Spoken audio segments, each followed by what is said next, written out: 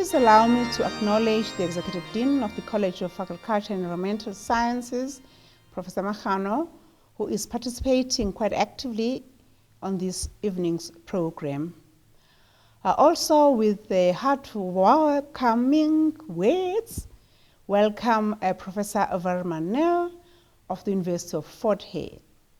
Professor Nell serves as our respondent during this installation. We thank you, Prof. Nell, for heeding our call. During these challenging times, ladies and gentlemen, attendants of this lecture, you know that globally, within the country and more so just this week, there's so many news that are not pleasing. A number of such relate to the role and relevance of research, I would hold, and also refer to our need as a university and the need for the likes of Professor Hedding to look at how do we bring about change to our societies. And the work that he does on climate change is very apt and speaks directly to that. Hence, the importance of the content of this inaugural address that we are due to listen to this afternoon.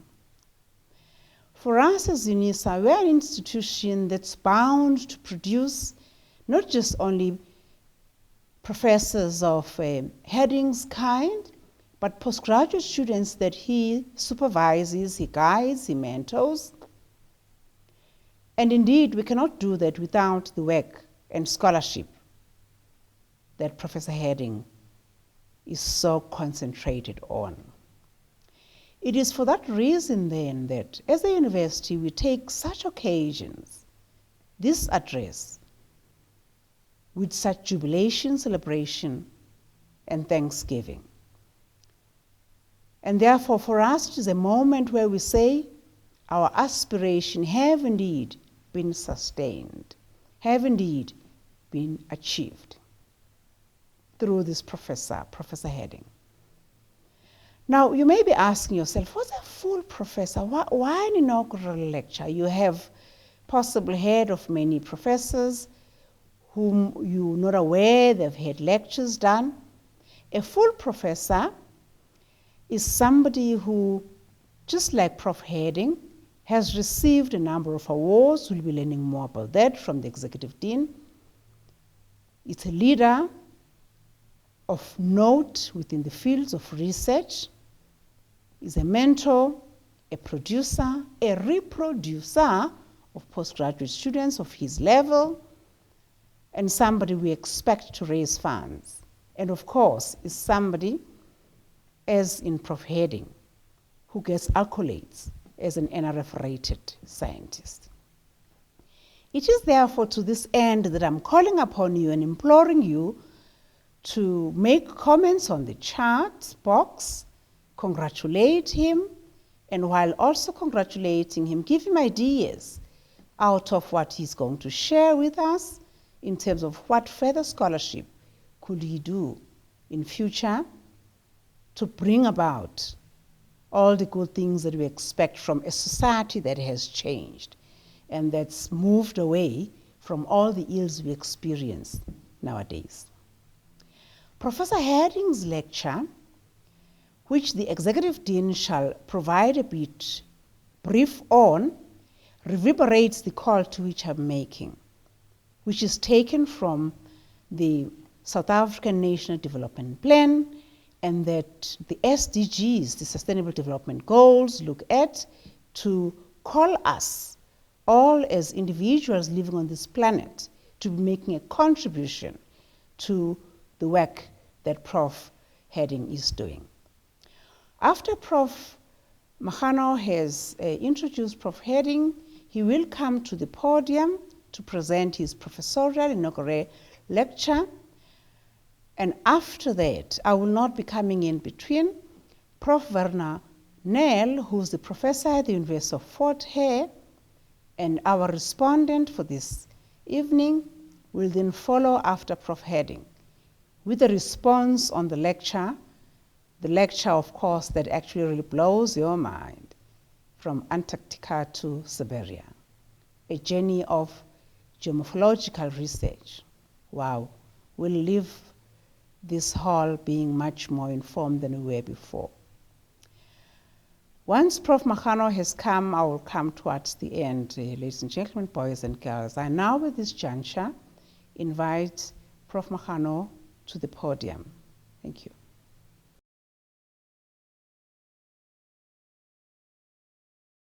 My name is Ramahwai Mahano, the Executive Dean of the College of Agriculture and Environmental Sciences.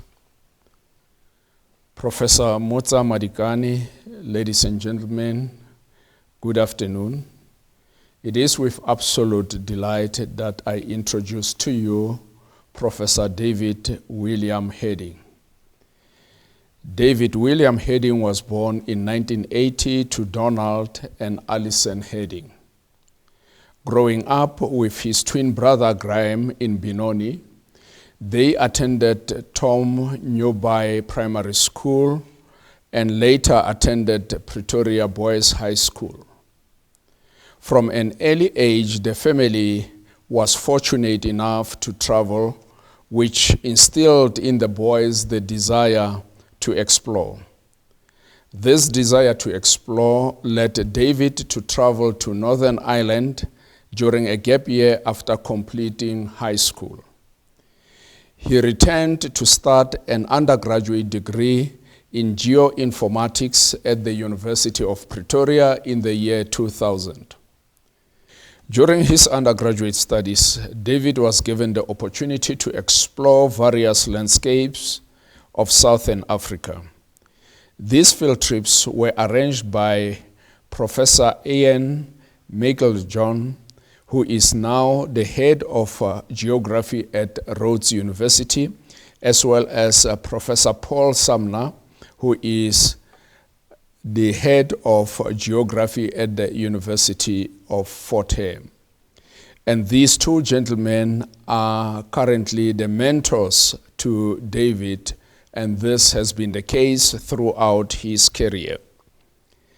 The love of exploring landscape precipitated a shift into an honors degree in geography in the year 2003 when he met his longtime friend and collaborator, Professor Werner Nel. It was at this time when David was given the opportunity to visit sub-Antarctic Marion Island for the first time. It was also during this expedition that David started his journey into research and shaped the course of his career for the next 20 years. The following year, David would spend 13 months on Marion Island, completing the field work for his master's degree in geography, which he would complete cum laude in 2006. Upon returning to mainland South Africa, David took up a lectureship at the Mahikeng campus of the University of Northwest. He spent 2 fruitful years gaining teaching experience, but he also conducted 2 voyages to the Antarctic continent. And then in the year 2008, David started as a lecturer in the Department of Geography of UNISA, while it was still based at Muggleneck campus in Pretoria. In the year 2009, the Department of Geography was relocated to the Florida campus in Johannesburg.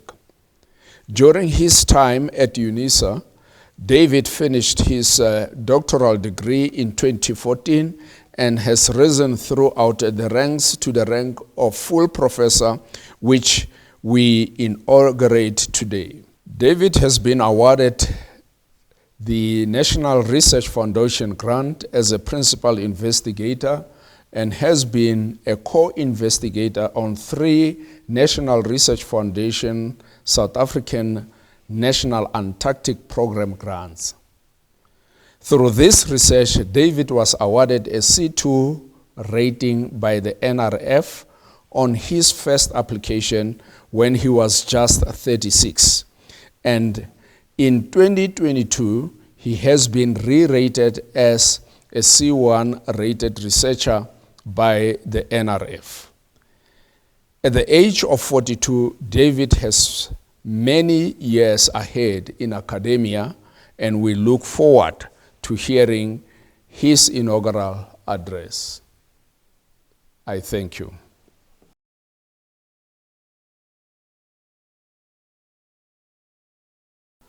Before commencing, I would like to acknowledge the following people. Principal and Vice Chancellor, Professor Lenkabula. Vice Principal, Research, Postgraduate Studies, Innovation and Commercialization, Professor Mayiwe. Executive Dean of my college, the College of Agriculture and Environmental Sciences, Professor Machanu. The respondent, Professor Van Anal, from the Department of Geography and Environmental Science at the University of Fort Hare. My academic colleagues, collaborators, families and friends. It is my privilege to welcome you to my inaugural lecture. Before I begin, there are a few thank yous I would like to convey. First, my parents, Donald and Alison Hedding, William and Alexia Hedding, my children, my three mentors, Professors Ian Micklejohn, Paul Sumner, Van Anel, various CODs of the Department of Geography, colleagues from UNISA, past and present. To the respondent, Professor Van Anel, thank you for coming from East London to be here today. We have walked a very long path together, both literally and figuratively. I truly value your friendship and respect your incisive inputs in our research and with regards to academia in general. I can always count on you to see the bigger picture when I'm bogged down in a mire in the name of science. Very few academics know exactly where their journey began in research. For me, it began with a black and white photo. During discussions in 2003 or 2004, we came across this photo from Dr. Brian Huntley, which was taken in 1966 from the top of Marion Island. And during these discussions, we didn't exactly know where this photograph was taken because the landscape has changed so much on the island in the last 50 years. And this all led to us launching a campaign to go to the top of Marion to rephotograph from this exact same spot. In 2005, we were able to do this, and we could see the drastic changes on top of Marion Island. It is then at this stage that I knew I wanted to spend my life in the pursuit of knowledge. Because being an academic is not just about teaching. It is about having an intrinsic desire for the pursuit of knowledge. So it was then that I decided to make a career of moving into the sciences. In 2021, I was again on top of Marion, and I was able to take another photo to see how much of the island has changed. And it is strange to think that this site was the site of South Africa's last glaciers.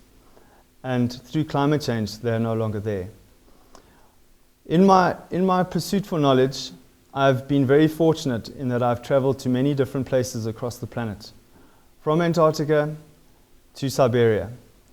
I've been very fortunate in that I've also managed to travel to various exotic locations, from the plains of deserts of Namibia, the Southern Alps in New Zealand, Mauritius, the southern point of South Africa, Cape Hooker, China, and my beloved Marion Island. But I'm not just here to show you pretty pictures. What is a professor? Professor Jonathan Janssen once said that a professor at a university, at any university, should have made both a contribution to their discipline and academia in general. Essentially, they should have reached the point of their careers where they are able to profess something. But what do I have to profess? There are three things that I've learned in academia over the years. And these three things are quite simple. Today I'm going to discuss my approach to research. I'm going to discuss how my approach to geomorphological research has been shaped over time.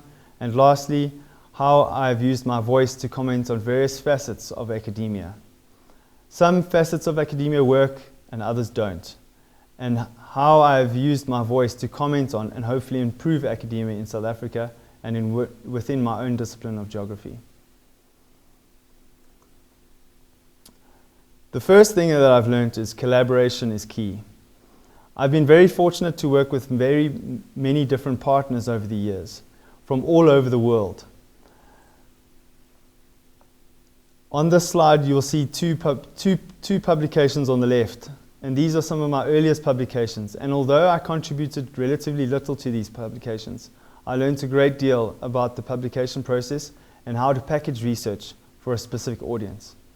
More recently, I've been involved in several papers with collaborators from across the world, from places like Mauritius through the Mauritian Wildlife Foundation, also with collaborators from the Scottish University's Environmental Research Centre in Scotland, Nanjing University in China, Hamburg University in Germany, and Charlottetown in Canada. All of these papers point to working with people from different cultures and different perspectives on a multitude of different topics. And I've been very fortunate to work with fantastic researchers from across the world. And the collaboration is key. These author lists may seem immense, so you may not be able to see my name in the list of authors. But the fact that you are able to collaborate with large networks of researchers builds you as a researcher and promotes your career in terms of getting your own science out to other individuals and across disciplines. Talking about other disciplines, interdisciplinary research is key as a geographer. Geographers are extremely lucky in that we often sit at the nexus of various disciplines. For example, my primary degree is in GIS, or Geographic Information Science, and I later transitioned into physical geography, or geomorphology. So I've been lucky enough to be involved in various interdisciplinary research projects which comprise a spatial component. And these topics generally benefit from a geographic perspective. In addition, geographers are often able to analyze spatial data, are not only able to analyze spatial data, but we generally view the world and its interrelationships from a holistic perspective, which often gives us an advantage to look at interdisciplinary research from a holistic perspective. These are just two examples of papers that I've been involved in other disciplines. One in the Journal of Ecology and another in the journal called Ostrich. These two papers may seem far removed for a geographer, but Mia Mongberg and co. from the University of Pretoria and elsewhere published this paper in the Journal of Ecology, and it looked at how wind can drive fine-scale variation of plant communities. Essentially, we were involved in research which combined botanical surveys, drone imagery, and structure from motion photogrammetry to generate high-resolution digital surface models, GIS analyses, and wind modeling to examine how plant communities may change in relation to wind stress. The work is extremely exciting because wind has not really been considered when looking at how climate change may affect plants. Up to this point, most of the research has focused on how shifts in temperature and precipitation will impact plants. But it is through different perspectives and we are able to advance research on the ecology of plant communities. Another example is from Ben Deely and co., where we looked at great winged petrel burrows, which are found on places like Marion Island. We used random strip transects and counted burrow densities and then extrapolated these using GIS-derived habitat attributes such as slope and aspect, as well as digital spatial data in the form of various layers such as geology type, to generate an island-wide burrow estimate for these birds, for this bird species. These burrow estimates were then placed in an international context to assess the world population of great winged petrels. So as you can see from these two examples, geographers have a role to play in various disciplines. Other research has looked at paleoenvironmental reconstructions in Asia, as well as assessing biochemical behavior and potential threats of heavy metals in agricultural lands. I will use this as an example. The breakdown or decay or weathering of certain rock types, for example basalts, can result in the release of chemical elements as precipitates. These chemical elements or metals such as nickel, cadmium, aluminium and zinc can then be taken up by plants. And if these plants are consumed by humans or animals, can lead to several health risks. So understanding the weathering processes that lead to the release of metals is crucial in understanding the risks of planting certain crop types in areas underlain by rocks which are susceptible to the release of elements or metals from weathering. In this study, we found that nickel was the most typical pollutant found in the local topsoil and crop grains in the study area. Nickel was accumulated more readily in rice grains than in wheat grains. So we showed that it would be better for residents in this community to plant wheat for local consumption and distribution. When it comes to my own work in geomorphology, I have adopted a multiple working hypothesis. For those of you who are not geomorphologists, geomorphology is essentially entails interpreting landscapes in terms of their dynamics and evolution. As such, geomorphology requires an in-depth understanding of landscape processes and landforms. With regards to a multiple working hypothesis, it involves the development of several hypotheses that might explain a phenomenon, process or landform that you are going to study. Importantly, you should not favor one controlling idea over another. You have to consider each rational explanation and determine how the data supports or rejects each explanation. To make sense of this, I would like to use a fantastic diagram that was produced by Brian Wally. You will see at the foot of the talus slopes various landforms that look remarkably similar.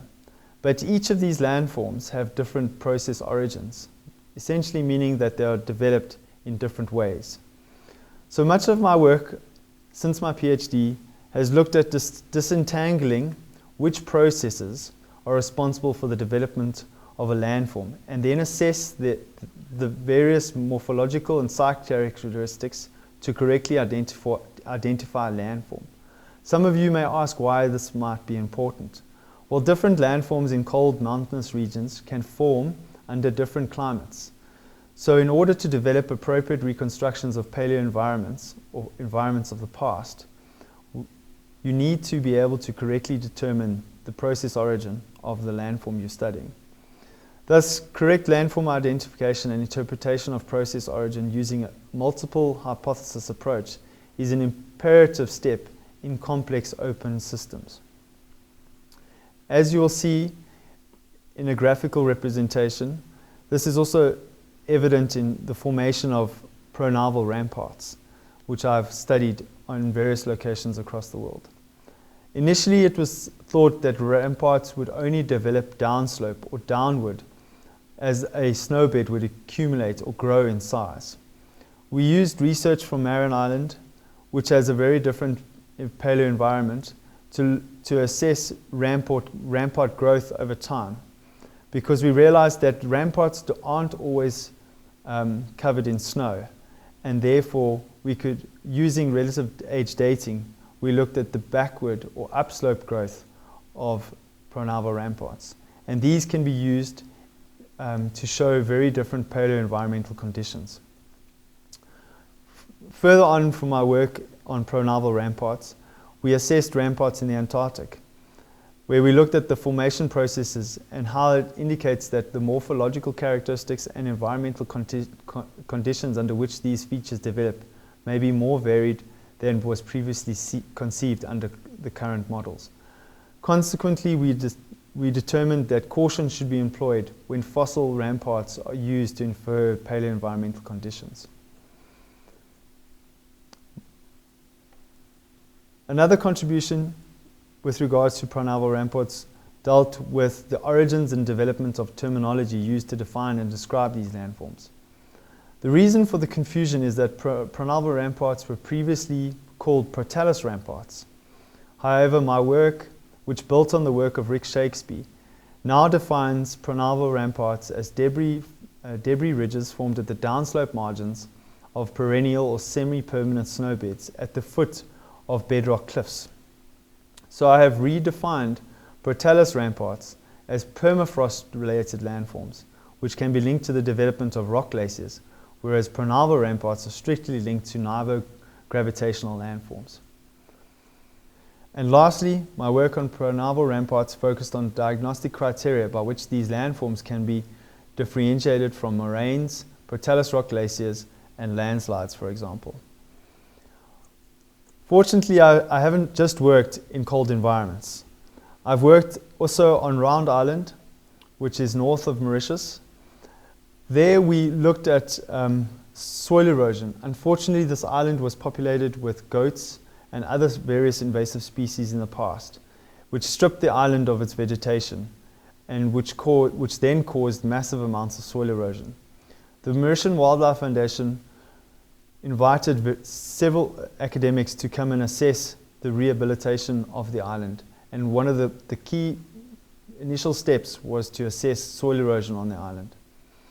The work on Round Island determined that most of the soil has actually been eroded away, and the key to restoring the island would be in the form of revegetation of the island. I've also been fortunate enough to work in places such as Siberia.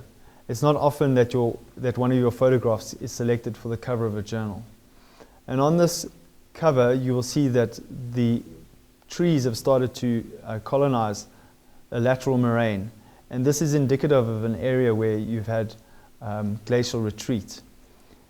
The Altai area of Siberia is one of the areas where you have the most rapid retreat of glaciers around the world.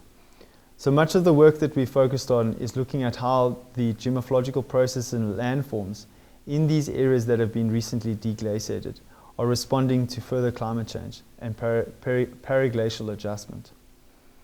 Lastly, I wish to focus on academia in general. I've been very fortunate enough to use my voice to comment on various aspects of academia.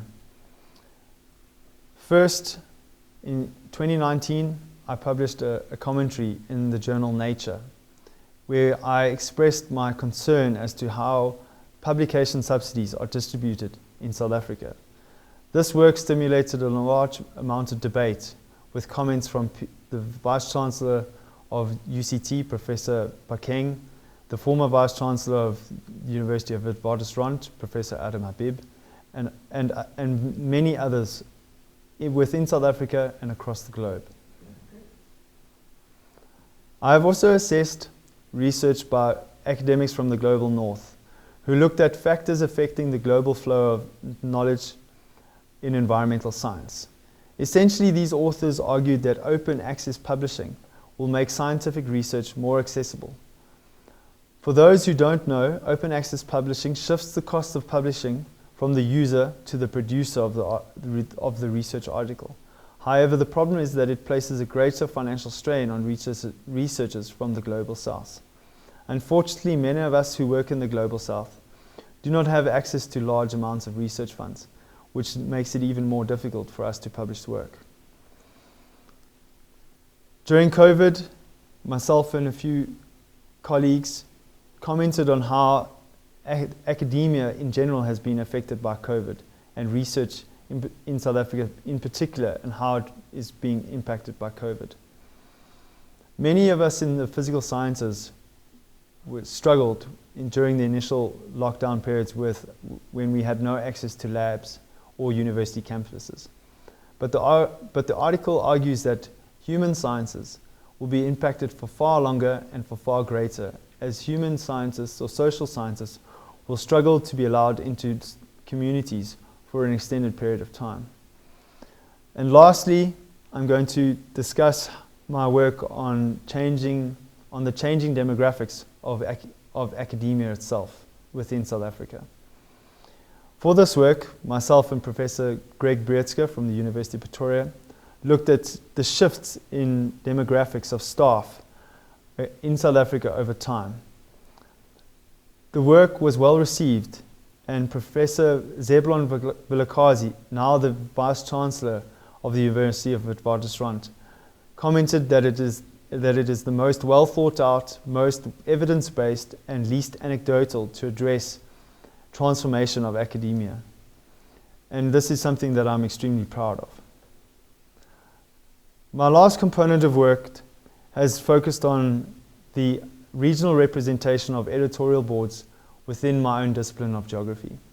We've shown how very few academics outside mainland Europe and North America and the British Isles actually participate and are actually involved in editorial boards within our own discipline.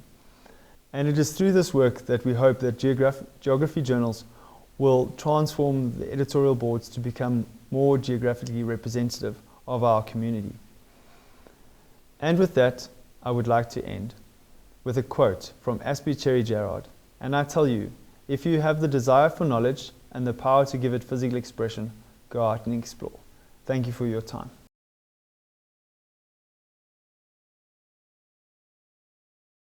Dear Principal and Vice-Chancellor, Professor Lenkabula, Vice Principal of Research, Professor Mayua, Dean of Agriculture and Environmental Sciences, Professor Magano, Professor in Geography, Professor David Hedding, academic staff. My opinion is that in research collaborations, the following holds true. And this is especially true in the case of multi-institutional field research. Collaborations can never be driven by institutions. Sure, institutions can facilitate collaborations, but research and research collaborating are driven by individuals, by people. An institution can never say to a researcher, we have an MOU with this institution, please go and do collaborative research. It simply doesn't work this way. Research collaborations and meaningful collaborations take time and effort. Friendships have to be built. Trust among the parties and partners have to be fostered. Then, and only then, can meaningful collaborations develop and yield results. Professor David Hedding is a true exponent of this. His work is multi-institutional, multinational, and the collaborators he works with are as diverse as the globe. From Russia, China, Europe, and the UK. And I want to reiterate this. Collaborative research is built on friendship, goodwill, and trust. And of course, most importantly, academic prowess. Characteristics that Professor Hedding possesses in spade loads. Everyone can attest to his loyalty, his impeccable character, his dedication, and his hard work. Given the interdisciplinary nature of his work, he collaborates with people across discipline. Not all disciplines think the same about research and research methodologies. Professor Hedding cuts across this, and I think this is a sign of a true academic and professor.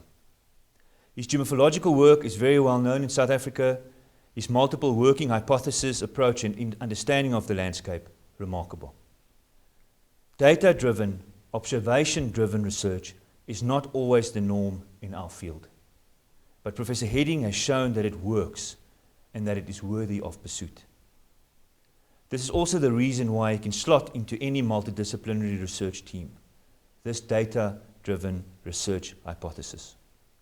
His comments on academia and academic behavior and institutional characteristics are both insightful and necessary. His observations on academic life is accurate and significant. His comments on how academics behave during crises and when confronted with existential challenges are impactful. This can be seen by the numerous citations this body of work have harnessed. People are listening and engaging with what he is saying, a real sign of a true academic and professor. As a collaborator and fellow academic, I can profess that Professor David William Hedding is a true professor in all of the sense of the word. His academic life is a pursuit of knowledge, but more importantly, his nature and human character draws people across cultures and nationalities to work with him. And for me, that is the most telling of all. Thank you.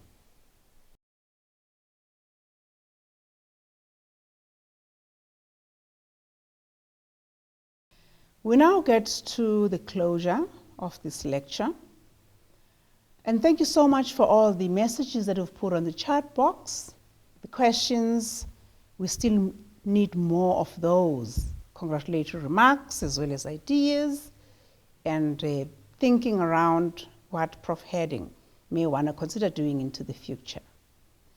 Thank you, Prof. David William Hedding, for an educational lecture that is an acknowledgement of the extent of your scholarship and its societal significance.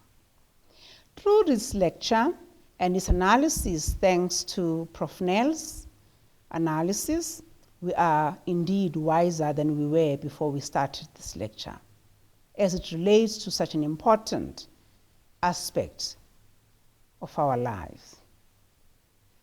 Thanks to Prof. Hedding's family, friends, students, staff, colleagues for attending this professorial lecture, more so on a weekday and in the afternoon, leading to this evening. I appreciate in particular Prof. Werner Nell for an engaging response that's calling us to act. Ladies and gentlemen, boys and girls, family, friends, alumni of UNISA, as I end, I want to express my gratitude to you for gracing this lecture and for supporting Prof. Hedding's scholarship. Last but not least, I want to single out colleagues who did not have an opportunity, like some of us, to come to the podium and be part of this program. The colleagues who've made this lecture to be what we're experiencing this evening. These are colleagues who work behind the scenes who ensure the success of our inaugural lectures at an institutional level as well as at a departmental level. Corporate affairs colleagues, as I call them, that is Department of Institutional Advancement, colleagues who are responsible for media, photographing, as well as videotaping of these lectures, IT colleagues, facilities colleagues, and those that have prepared this venue that we're in, and after this we shall have great dinner for the excellent state in which we found this venue. It is because of them that we're having such a successful lecture. You have a good day and evening ahead. Thank you. Good evening. Asante.